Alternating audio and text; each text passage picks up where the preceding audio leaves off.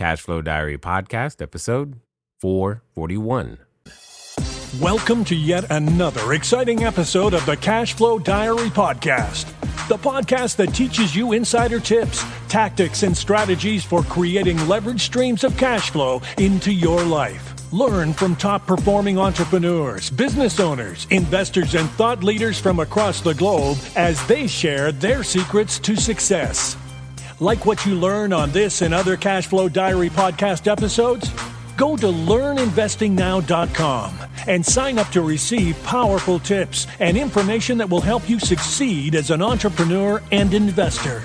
Now, here's your host, investor, entrepreneur, business owner, educator, speaker, author, and master facilitator of Robert Kiyosaki's cash flow game, Jay Massey.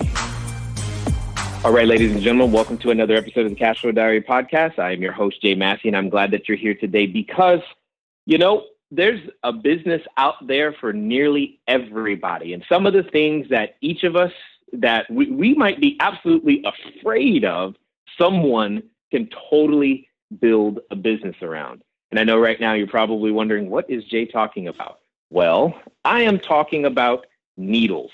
What do I mean by needles? I'm saying things like tattoos.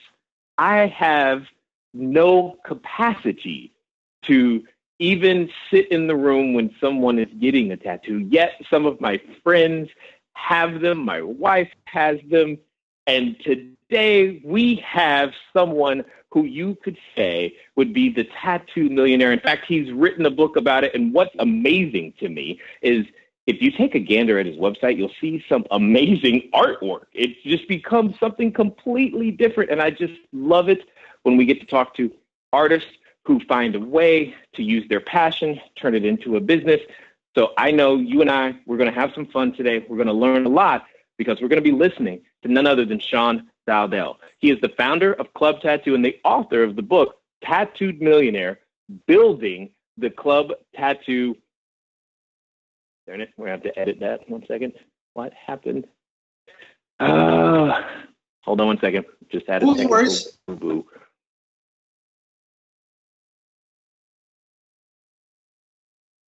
All right, let's software stuff. Okay, so we are going to pick up right at Dowdell, just so that you know. Here we go. I have with me today none other than Dowdell. He is the founder of Club Tattoo and the author of Tattooed Millionaire, Building the Club Tattoo Empire. What does that mean? How does that happen? I don't know about you guys. Here's what I know. I know that we have learned so much from every type of entrepreneur that we've ever had here. And what I'm excited about is to hear how an artist turns their art into a business. Sean, you there? Yes, I am, Jay. Thanks for having me on the show. I appreciate it. I'm glad that you are here, sir. You work in a very unique space that honestly causes me all kinds of anxiety just when I think about it, because I just couldn't do what you do, man, to be honest. It's really hard.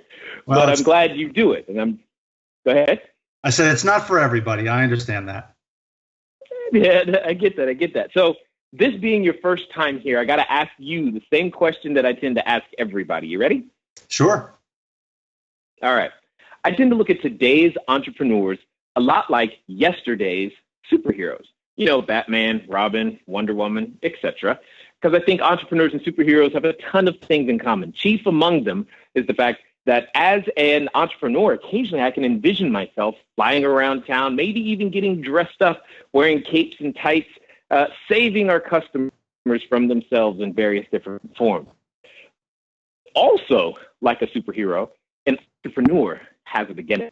So if you think about a superhero, say, there was just a kid going to school, trying to get good grades, taking some photos, making sure he had some pizza money, maybe take a girl out on a date or so.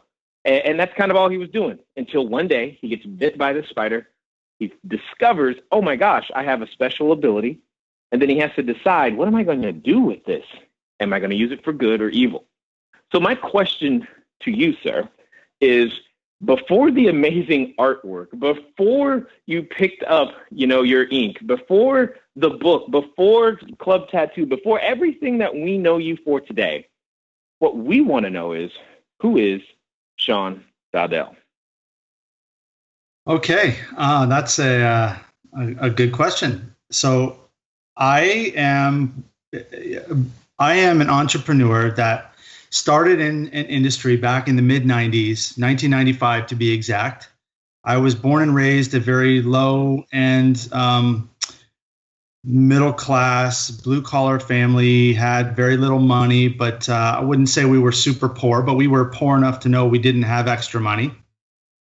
Grew up, was not a stellar student in high school. I was an accelerated student early on in my elementary and pre-high school, and then lost interest in high school and did really poorly. Graduated with a 1.81 average, which is like a C-D average in high school. It's horrible. I just wasn't interested. And then I made it to college. I started studying philosophy, and then all of a sudden became a very good student and found a lot of interest in college. While I was in college, I started playing in the music industry and found a passion for playing drums and created a band. And through the music industry, I really started to develop an entrepreneurial talent of promoting the band and learning how to make money with the band.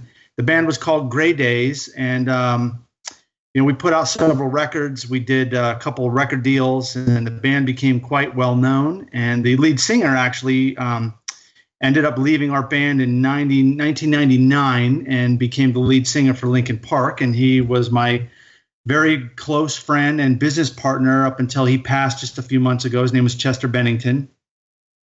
But in the mid-90s, when we were playing in the music industry, I learned how to leverage the fame that the band was getting, and me and the bass player decided to open up a tattoo shop while we were on the road touring with the band. The band was making money, but us personally, we were not making money. So we needed to figure out a way to make money while we were on the road with the band, so we didn't come home to just a ton of bills and bankruptcy, basically. So we decided. Okay. Hold on. You're saying there's a lot here already. Hold on. I got to ask it because I know anyone listening is having the same experience I'm having right now. They got a couple of questions. Sure. One of them, you said the high school GPA was a 1 point what? 81. And you still went to college. I find that to be an interesting decision in and of itself. Yeah. So I lived with my parents. My parents didn't have any money. I had gotten in a really bad car accident when I was 17, missed the entire year of my senior high school year, had to learn how to walk again. I received a pretty handsome insurance settlement from that. And with that money, I was able to put myself through community college, Paradise Valley Community College, for 2 years. And then I transferred to ASU. Of course, I had to test into all that because there was absolutely no scholarship and there was no colleges knocking on my door to come to them. So it was an uphill climb, but I did it. But hold on. You're missing the point I'm making is the fact you said you lost interest at school, but yet you made an even bigger decision. You had every excuse to not go, but yet you still decided to go. That's a great point. That's interesting to me. Yeah, it's a great point. I think in my family, they just tried to tell me how important college was. And, they beat that into my head. And even though I didn't know why I wanted to go to college, I just knew it was better than not doing anything. Got it. Now that I can understand. I can actually relate to that. I did the same. I'm like, I'm going. I don't know why I'm going. I ended up dropping out because I was like, I shouldn't be here, but that's a whole nother story. Now, there's something else that you said as well, which I don't think any of us, we'll call them lay people, understand, because I know very little about how the music industry works, because you said the band was making money, but you personally were not. I don't know, how aren't you a part of the band? What am I missing? There's something I don't understand. So the band at the time, Grey Days, this is in the mid 90s, 94, 95, we were playing in front of 1,500 to 2,000 people. So we were making anywhere from $3,000 to $8,000 a show. But when we would make that money, we would put it right back into the band, our touring expenses, our hotel expenses, our recording expenses, our promotional expenses. So we weren't pulling any money out of it. Got it. Now I understand. Business. Got it. So now, okay, got it. So in and of itself, it's basically like a startup that has no cash flow. Is basically what you're saying. Correct. Okay, that makes sense. Now I get it.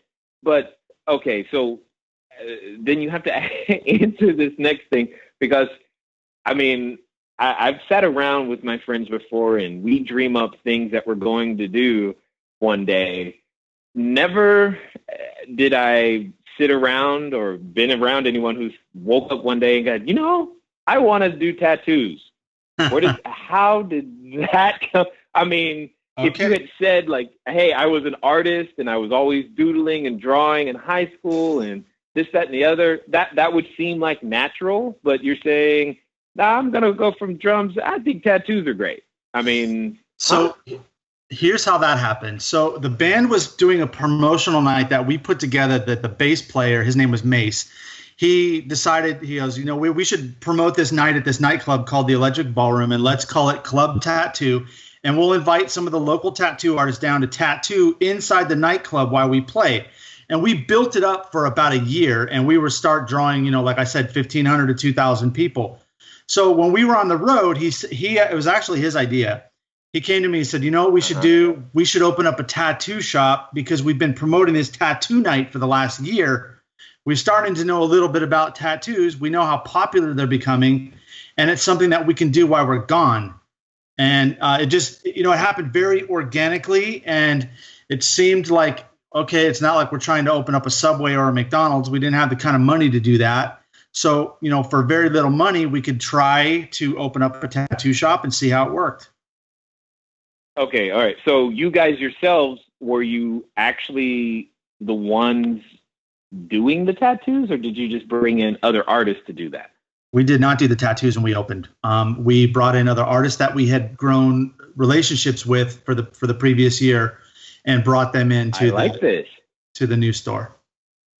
I like this. This is the essence of entrepreneurship right here. I like that. You're like, I don't even have the skill set. I can't actually do you have the skill set to draw or do any of the things that are necessary for making a tattoo?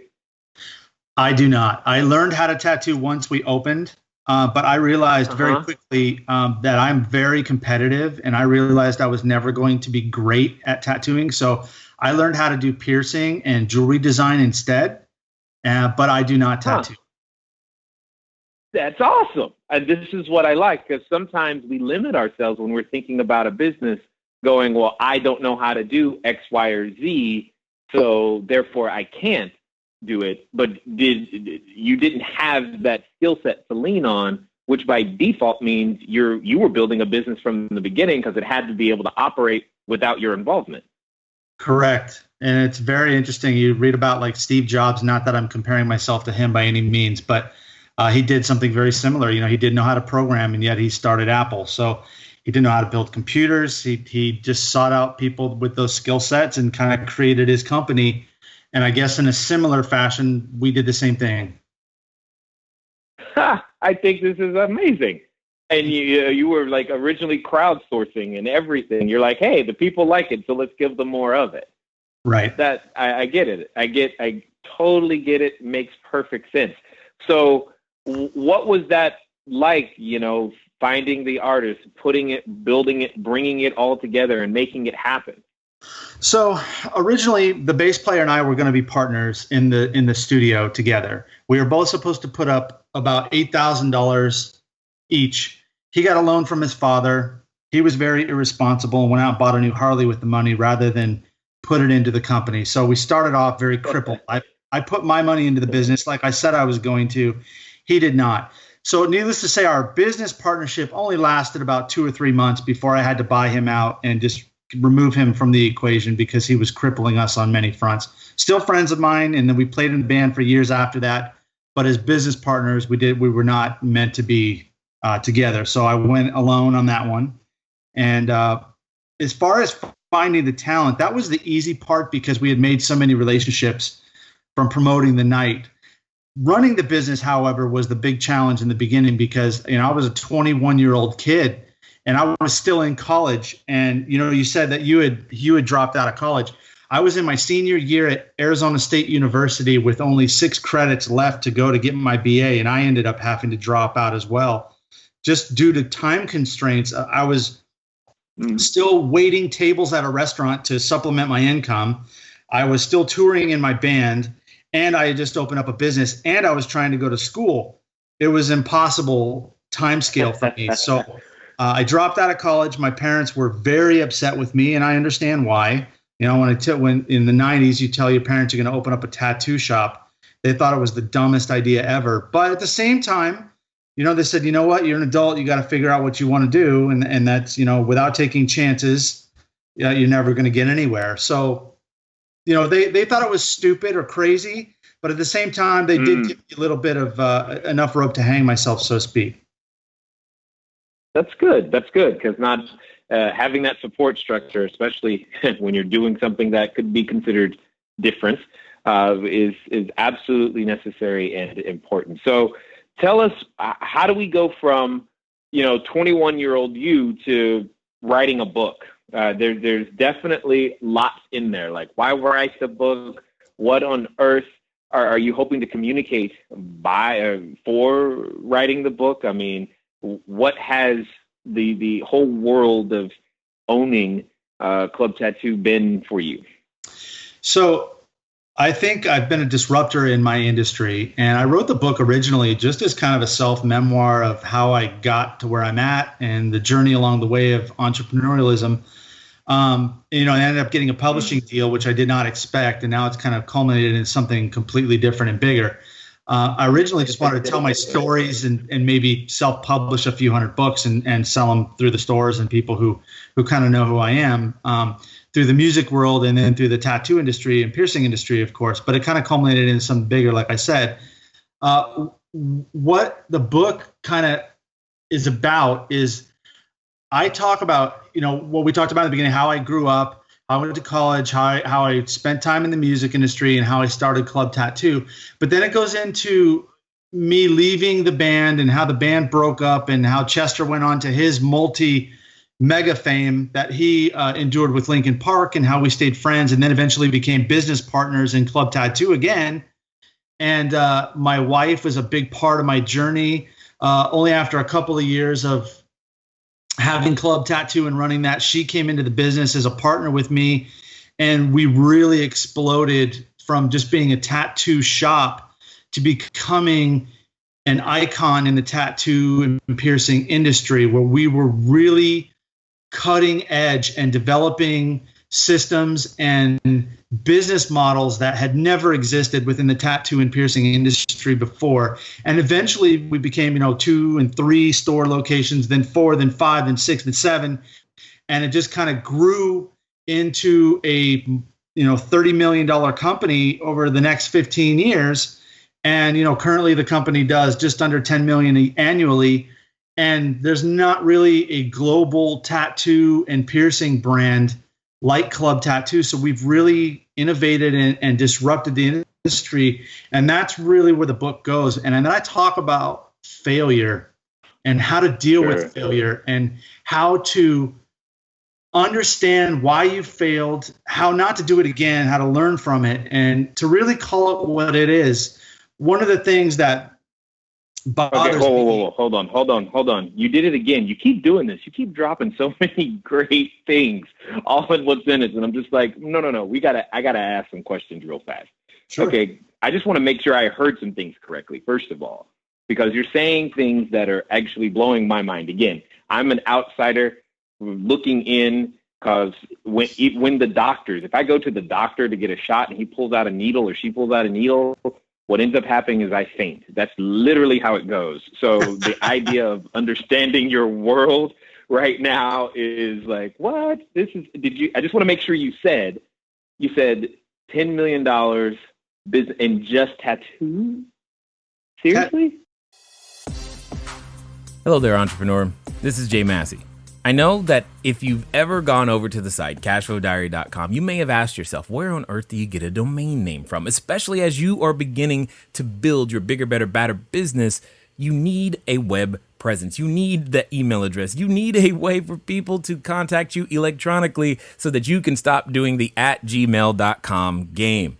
Well, the good folks over at GoDaddy have definitely supplied us with every domain that we have ever used. So what I want you to do is I want you to go over to trygodaddy.com/cashflowdiary. Again, that's trygodaddy.com/cashflowdiary, because it's a quick way for you to get set up to capture your domain name the exact way that you want it. They got easy search functions, and most importantly for you is that you'll be up and running today. As I said, once you get started, stay started. Don't let small little obstacles of how to get your own domain name going stop you. So again, go to trygodaddy.com/cashflowdiary, and let's get back to the rest of the story.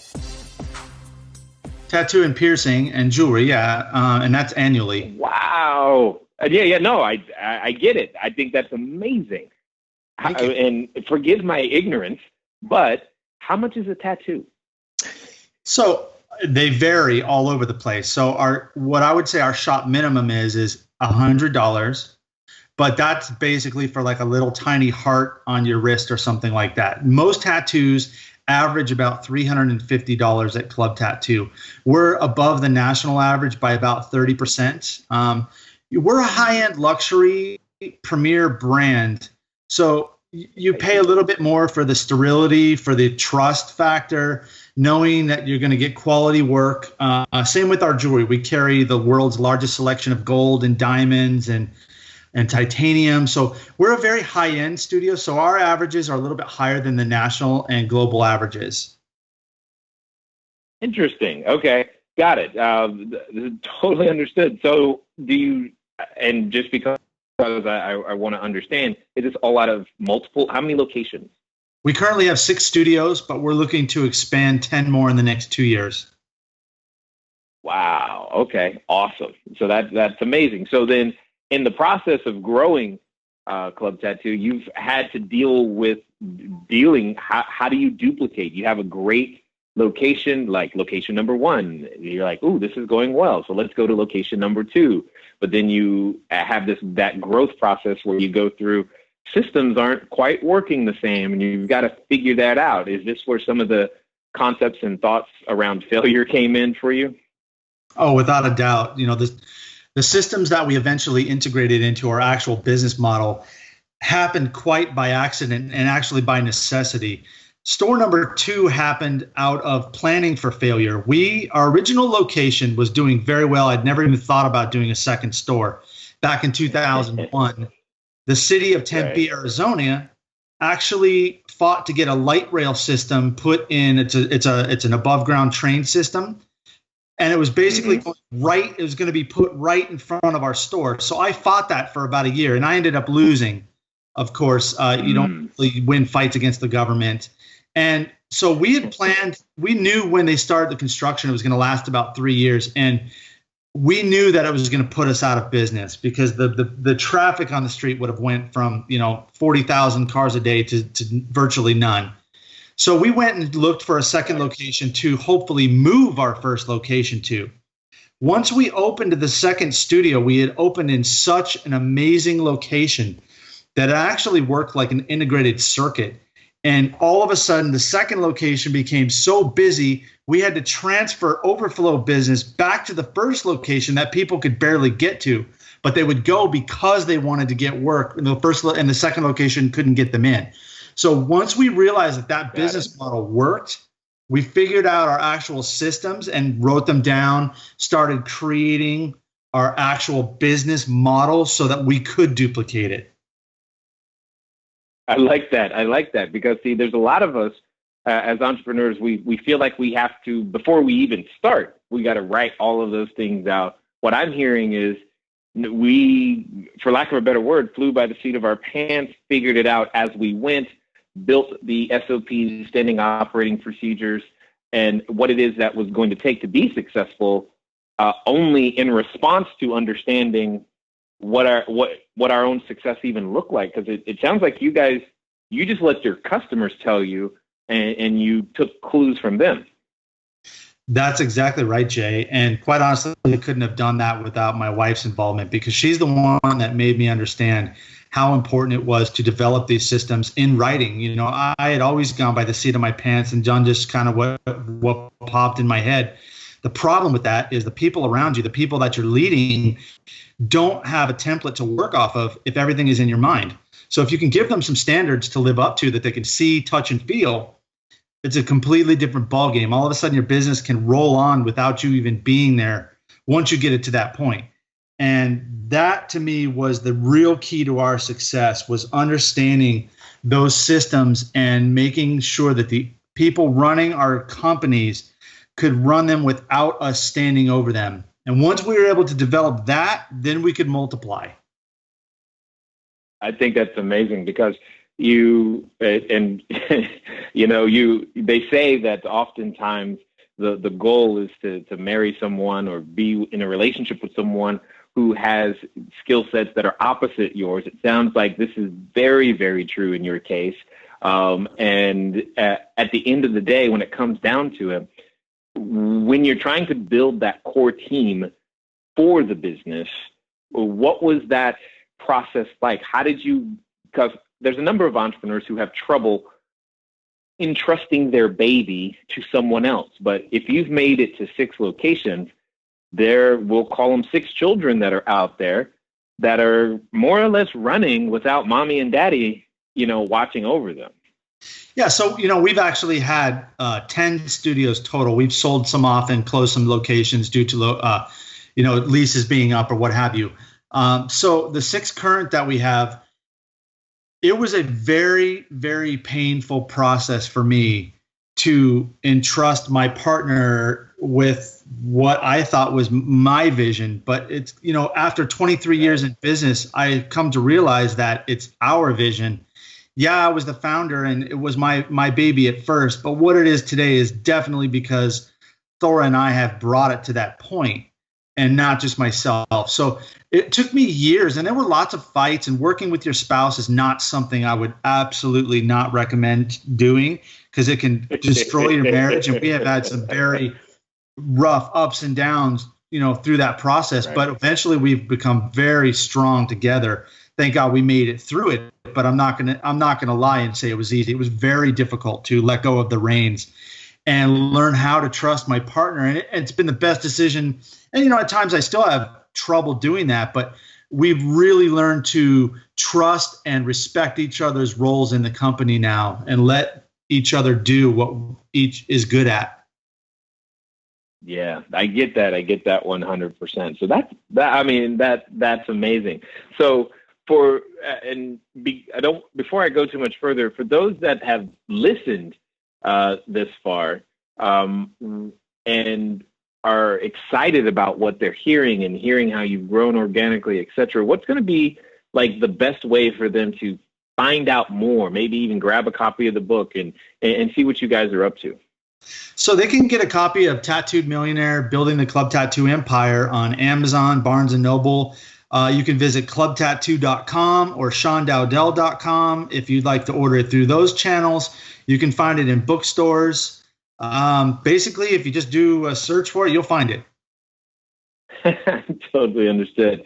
Now, there's something that you're known for, because you I think you alluded to it earlier, because you said the word disruptor. Now, that's normally a word associated with a technology company, but yet somehow in general, you've managed to use technology, and if I may say, in a business that's probably not known for technology. You want to elaborate a little bit on that? Yeah, so I actually have a couple of patents, one for jewelry design, and the second one in the technology field. I actually patented a piece of software that we developed specifically for Club Tattoo, and it's called Interactive Tattoo. Something that a lot of people would expect to find when they walk into a tattoo parlor, and we are not a parlor, but when you walk into a tattoo parlor, you'll see artwork all over their walls, and it's called Tattoo Flash. And that's a very typical look for a tattoo shop. When you walk in, you see the different designs of tattoos all over the wall, and you kind of pick something off the wall. We wanted a much more upscale feel. So back in 2006 and 7, I partnered up with a friend of mine named Kristen Davis, and we developed a piece of software that was a touch screen interface and basically took the Google image model and reverse engineered the way that look and felt to the user, that they could come into our store, see, it would look like a very beautiful salon or upscale, Chanel or Louis Vuitton type atmosphere, very upscale. And there would be touch screens that they could walk up to, and there's like almost like a Ouija board looking alphabet at the top of the screen. So if you were looking for, let's say, flowers, you could hit the letter F, and then all of the predetermined categories for the designs pop out of F. So you have firefighter and flowers and everything that begins with F. You could tap the word flowers, and then all of the images for flowers will pop up and let the user look through the designs in a very linear fashion that was easily accessible for the end user.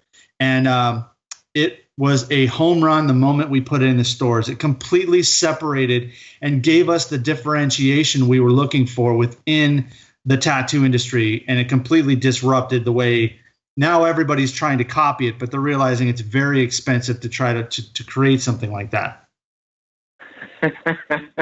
Well, they say imitation and flattery kind of somehow go together, so that's pretty good.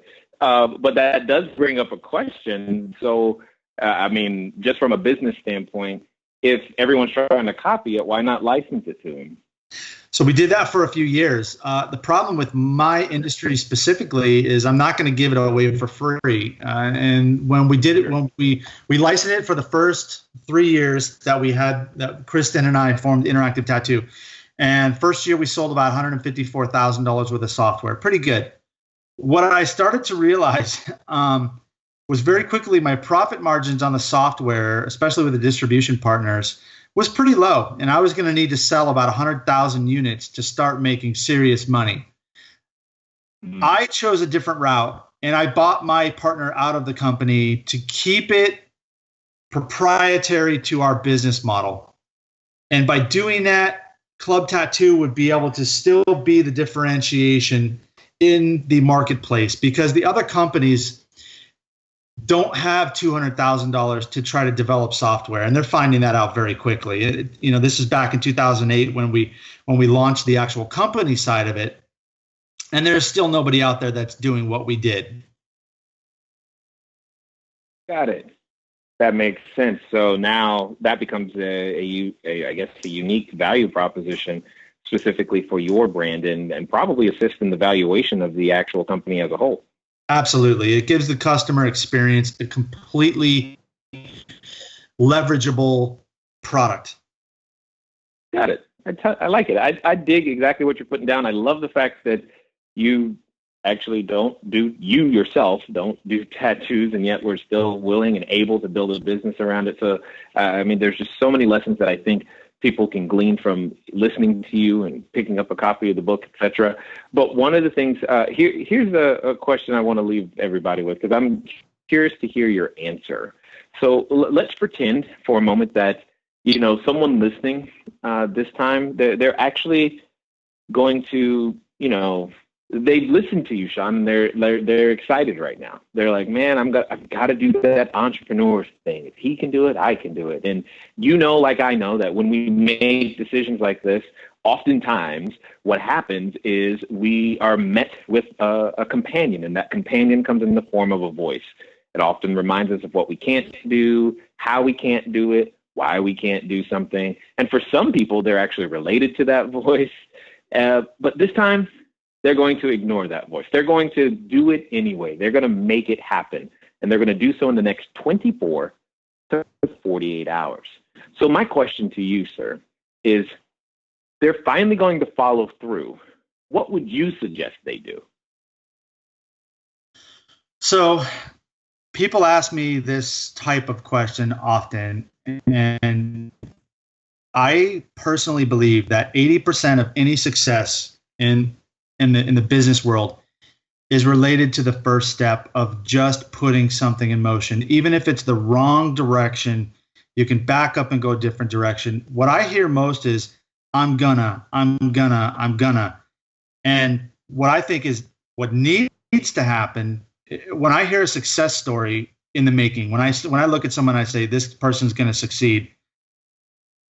It's the I'm doing.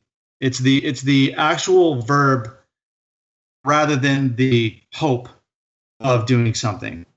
So I would say take the first step to whatever it is you want to do. Take the first step and make it happen. And the first step is not thinking about it. The first step is, what is my action plan to make this happen? And I need to take that first step. So do I need to sell my boat to make enough money to go put down on a lease? Or do I need to go and start looking for leases and engage into a contract? Or, and I'm talking that if that's a brick and mortar store they're trying to do, if they're trying to make an invention, how am I going to capitalize this to be able to fund this to happen? That first step is the most important step into becoming a success, because without it, nothing happens. I like it. I like the emphasis on action, and because there is definitely more of that that's absolutely needed and required. I definitely be the first to thank you for taking the time to be who you are, to invest, to go through the struggles, the ups and downs, and honestly being willing to share your wisdom here with us today at the Cashflow Diary. My pleasure, Jay. Thanks for having me on. All right, ladies and gentlemen, you know what time it is. It's time for you to move at the speed of instruction. What does that mean? That means get over to clubtattoo.com. That means go pick up a copy of the book. Ultimately, it means do something. And you just heard him say that. And that's what's amazing, is that, yes, we can be in our head way too much. You can have a great idea.